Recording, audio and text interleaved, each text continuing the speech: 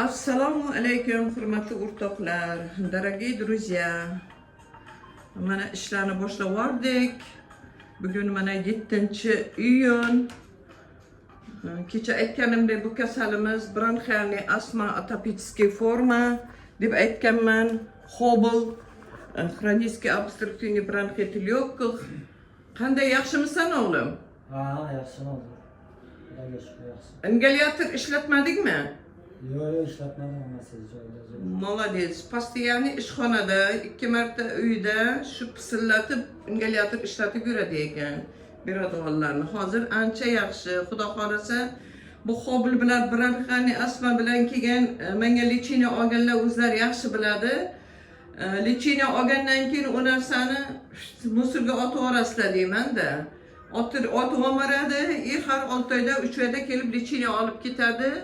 Shu kasallikdan qutulib ketadi. Bronxialniy astmadan qismi addishkadan.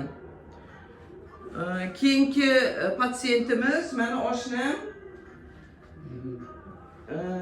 Bu kishi 65-yil bo'lganga oshna deyman, yana noto'g'ri tushunmanglar.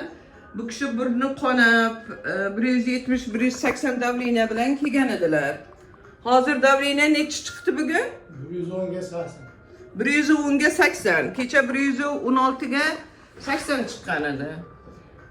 O'zlari ham xursand, shunday yengilman dedi. Boshingiz orqadagi og'riqlar ketdimi? Og'riqlar ketdi.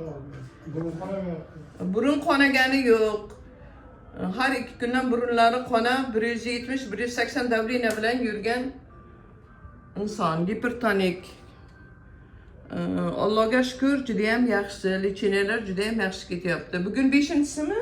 5-si. Bugun 5-si. Har 3 oyda kelib turasiz. Arslonbek.